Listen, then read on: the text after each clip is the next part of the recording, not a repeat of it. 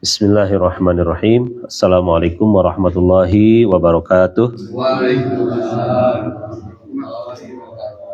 Alhamdulillahirabbil alamin. Allahumma shalli ala sayyidina Muhammad wa ala ali sayyidina Muhammad wa ajil farajahum warzuqna fid dunya ziyaratahum wa fil akhirati syafa'atahum.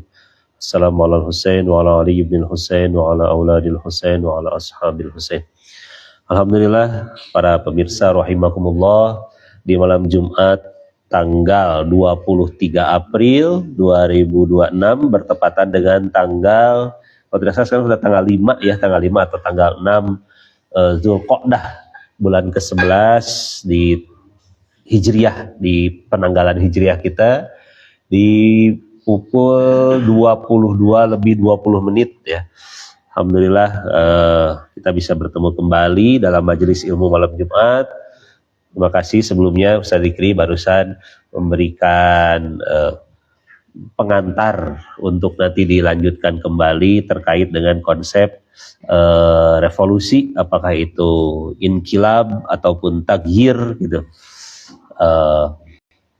Kalau di kita padanannya itu yang pernah terjadi terakhir adalah reformasi ya, meskipun sebagian pihak merasa bahwa reformasi itu belum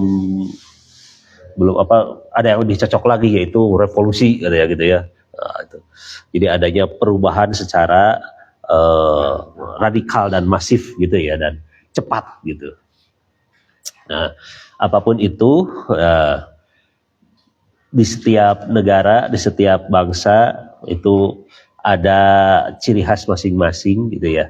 Ada ciri khas masing-masing. Di bulan Februari tahun 79 itu ada satu kejadian yang mengguncang dunia dan mungkin tidak diperkirakan sebelumnya, yaitu yang kita kenal sebagai revolusi Islam di Iran gitu ya. Itu adalah kejadian yang sampai sekarang hampir 50 tahun itu memberikan inspirasi yang tidak ada habisnya, khususnya bagi bangsa-bangsa yang tertindas.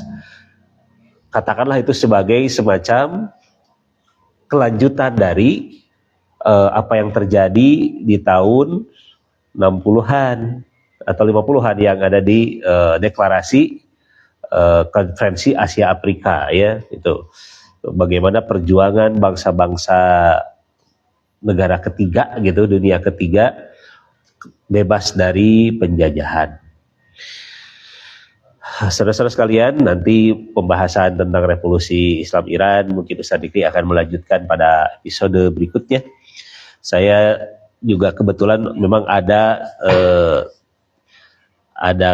persamaan, ada sinkronisasi dengan materi yang akan dibahas, diambil dari kitab Mizanul Hikmah dari Syekh Muhammad Rai Syahri, bab 321, ini yang juz ketiga ya, tentang al-fasad, tentang kerusakan. Yang pertama tentu berawal dari ayat suci Al-Quran yang sering dibaca, diambil dari surat Ar-Rum ayat 41. Allah berfirman, a'udzubillahi minasyaitonirrajim, zaharal fasadu fil barri wal bahri bima kasabat aydin nas liyudhiqahum ba'dalladzi 'amilu la'allahum yarji'un. Telah tampak kerusakan di darat dan di laut disebabkan karena perbuatan tangan manusia. Allah menghendaki agar mereka merasakan sebagian dari akibat perbuatan mereka, agar mereka kembali ke jalan yang benar.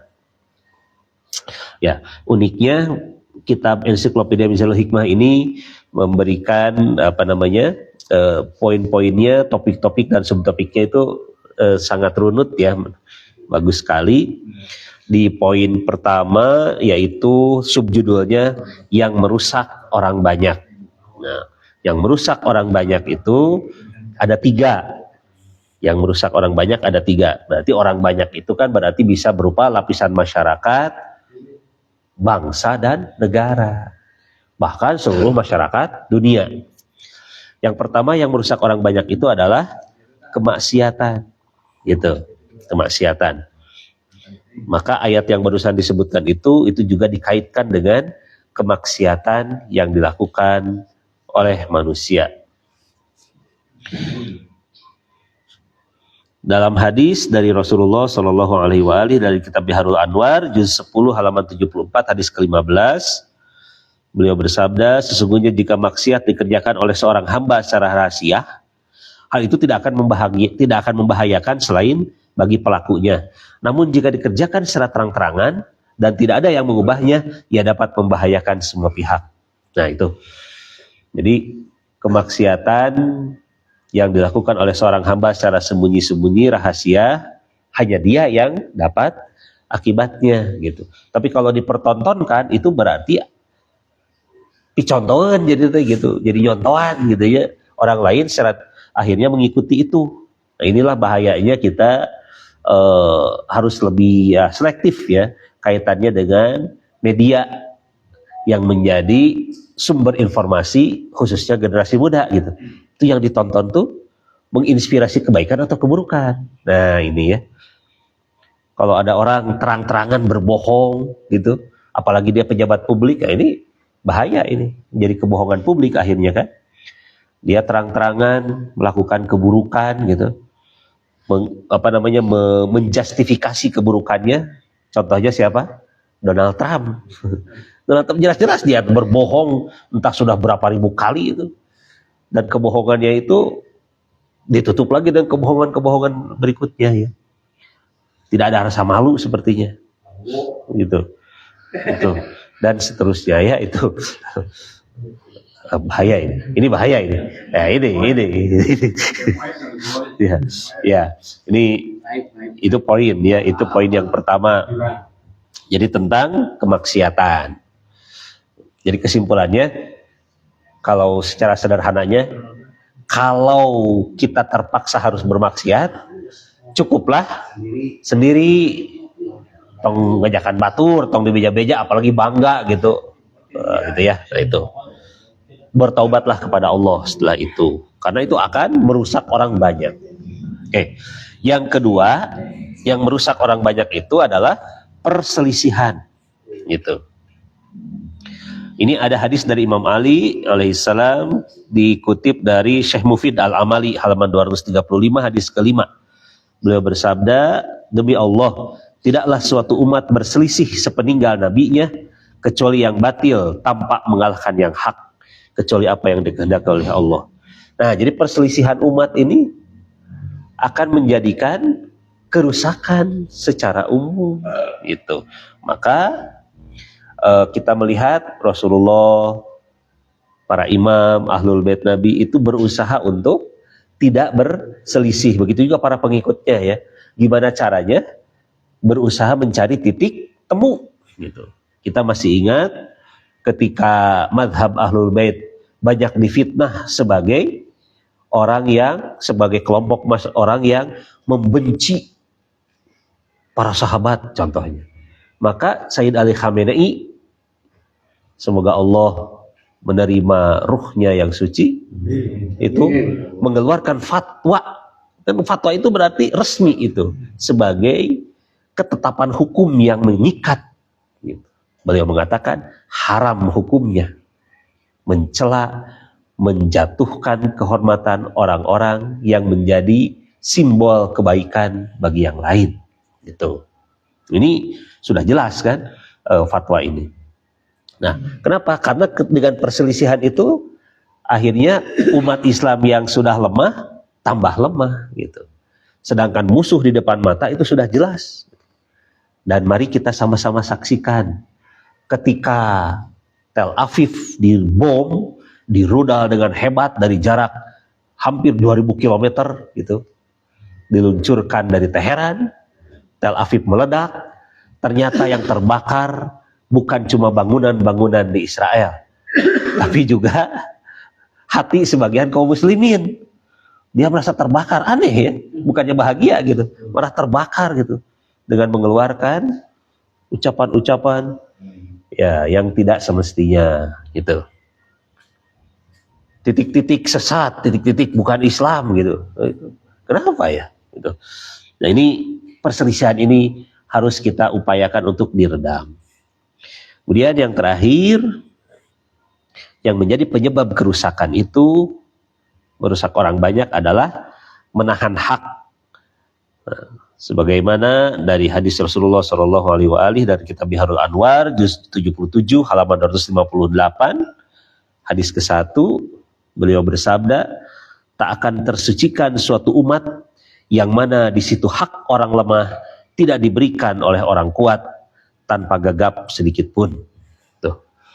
Jadi kalau ada hak orang-orang yang lemah, ya tidak diberikan, ditahan oleh orang-orang yang mampu, orang-orang yang kaya, orang-orang yang memiliki kekuasaan, maka di situ akan terjadi kerusakan orang banyak, gitu. Ya, contohnya kalau di dalam kehidupan kita, yaitu misalkan UMR, contohnya upah minimum regional. Misalkan UMR itu kan upah minimum artinya. Kata Pak Amin Rais itu yang dulu termasuk yang menggodok istilah UMR ini, UMR itu adalah minimumnya segitu, berarti maksimumnya silahkan ditambah sebanyak-banyaknya. Kenapa itu harus menjadi standar paling minimum akhirnya? Bahkan banyak yang dibayar di bawah UMR. Kerja yang harusnya cuma 8 jam misalkan di satu perusahaan, ditambah jadi 9, 10, 11 tanpa ada pembayaran lembur. Nah, berarti itu menahan hak, gitu ya. Nah, ini menjadi poin yang bisa merusak orang banyak, gitu. Nah, sebagai tambahan, ada buku yang ditulis oleh profesor matematika dari MIT ya, Massachusetts Institute of Technology, Amerika, orang Turki, turunan Turki itu, Daron Acemoglu dibacanya gitu ya, dan James Robinson itu orang Inggris Amerika ya. Judulnya itu terkenal ya di tahun 2012, Why Nations Fail. Kenapa suatu bangsa-bangsa itu runtuh? Itu analisis beliau tentang keruntuhan dari mulai mungkin suku Maya sampai ke negara-negara bangsa gitu ya. Itu ada 6 poin yang menyebabkan suatu bangsa bisa runtuh. Itu bisa dihubungkan dengan tadi yang dijelaskan dalam hadis Quran dan hadis. Itu ada 6 ciri katanya. Kenapa suatu bangsa bisa runtuh, bisa gagal, bisa menjadi negara gagal. 1, birokrasi yang tidak efisien dan koruptif. 2, kepemimpinan yang otoriter, korup, dan bodoh katanya. 3, penegak hukum APH yang bisa dibeli. 4, utang negara yang sangat besar. 5, tingkat kemiskinan yang tinggi. 6, bergantung pada sumber daya alam yang dikuasai oleh oligarki. Di Indonesia kira-kira ada nggak ya ke 6 poin ini? Gitu. Atau tong diborong atunya hiji we minimal gitu ya, gitu. Ya. Ini berarti kita harus waspada nih gitu. 2045 kita mencanangkan Indonesia emas gitu, generasi emas. Jangan sampai ada huruf C-nya gitu. Atau ada L-nya gitu ya. Lemas atau cemas, ini bahaya ini. Emas harus benar-benar emas gitu. Tidak. Tingkat kemiskinan yang sangat tinggi di dalam Badan Pusat Statistik itu di September 2025 itu ada sekitar 23 juta orang miskin. 23 juta itu jumlah yang kecil. Kenapa? Karena indikatornya diturunkan. Yang disebut orang miskin itu katanya yang penghasilannya sekitar 600 ribuan saja. 600 ribu itu menurut saya bukan miskin, tapi sangat miskin. Karena hitungannya berarti 20 ribu sehari. 20 ribu sehari kalau sendirian nggak apa-apa ya, masih single. Tapi kalau sudah berkeluarga, berat gitu. Maka standar yang sebelumnya dari PBB itu, dari World Bank atau itu aslinya kan $2 per hari. $2 per hari itu pun aya nama 30 ribuan ya, berarti 900 atau 1 juta lah gitu. 1 juta itu sudah miskin, itu hitungannya. Makanya hitungannya itu mungkin kalau 1 orang. Sedangkan keluarga kita misalkan ada 2 orang, 3 orang, kalikan itu. Nah, ini tingkat kemiskinan yang sangat tinggi. Itu PR besar bagi negara untuk memberikan kesejahteraan. Ya, satu lagi saya menemukan fakta menurut World Bank gitu. Nah, ini sebagai sebuah ukuran saja. Apakah kita terkategori sebagai negara yang sehat secara fiskal? Gitu. Pajak yang dihasilkan, katanya menurut World Bank itu, kalau ingin fiskalnya sehat, maka 15-20% itu untuk membayar hutang dan bunganya. 20% belanja pegawai, sisanya berarti 60-65% itu kembali kepada rakyat dalam bentuk layanan publik seperti infrastruktur, jaminan sosial, pendidikan gitu ya. Nah, ternyata bagaimana dengan di Indonesia sekarang? Bayar utang dan bunganya sudah mencapai 50% dari pajak. Belanja pegawai 40%, berarti sesana 10% buat rakyat. Pantesan kita itu kesenjangannya semakin tinggi dan kita tertinggal dari negara-negara kaya, ya, semakin tertinggal gitu. Karena ternyata fiskalnya tidak sehat. Itu berarti faktor pengelolaan negara. Gitu ya. Uangnya ada, tapi buat apa? Itu pertanyaannya. Buat apa? Apa yang menjadi program prioritas? Nah, ini faktor al-fasad, itu kerusakan ini harus segera dibenahi oleh para pemimpin, ya, orang-orang yang berkuasa gitu. Tuh. Apalagi ada fakta berikutnya dari Selios itu, ya, 50 orang super kaya di Indonesia katanya itu menguasai 55 juta penduduk gitu, kekayaannya. Dan orang-orang super kaya penghasilannya naik 9,36 juta per menit. Orang penghasilan 8 juta deh sok sekolah aja. Ya, para pedagang itu keras. Ini mereka penghasilannya 9 juta per menit naik. Ini berarti tadi itu ketimpangan semakin besar. Nah, inilah PR-PR yang banyak harus dikerjakan ya oleh mereka yang ingin menjadi pemimpin itu, ya PR-nya berat gitu. Tugas yang pertama adalah mereka harus membebaskan dirinya sendiri dari perbudakan hawa nafsu. Maka Imam Khomeini Qudisasirruh ketika mendirikan Republik Islam Iran, modal utamanya apa? Tazkiyatun nafs, kesucian hati, heula eta. Makanya kata Pak Dr. Nasir Tamara itu apa? Revolusi Islam Iran adalah revolusi kata-kata. Kata-kata yang mengguncang, kaset direkam, disebarkan gitu ya. Zaman itu. Kemudian orang-orang tergugah kesadarannya dan melihat bahwa imam juga memang tidak hidup glamor gitu. Beliau hidup dengan penuh kesehajaan, kesederhanaan yang dipelajari filsafat, matematika, sastra gitu kan. Udah jelas lah bangsa kajian-kajian akidah gitu kan. Ya, kajian fikih itu sudah tafsir hadis, itu udah lewat lah gitu ya. Udah jelas-jelas itu menjadi pokok makanan pokok sehari-hari. Nah, kalau kita ingin meniru Republik Islam Iran, ya berangkatlah dari ilmu pengetahuan dan dari kesucian jiwa. Demikian barangkali sebagai kajian singkat kita, tidak ada kesimpulan ya, ini mah kita ambil saja hikmahnya bahwa ketika kita ingin terhindar dari keburukan-keburukan fasad itu, mari kita hindari 3 poin tadi. Yang pertama kemaksiatan. Mari kita hindari kemaksiatan. Kalaupun terpaksa melakukan kemaksiatan, sendiri aja, tong di meja-meja gitu ya. Istighfar kepada Allah, taubat setelahnya gitu ya. Jangan disengaja, jangan terus-menerus gitu ya.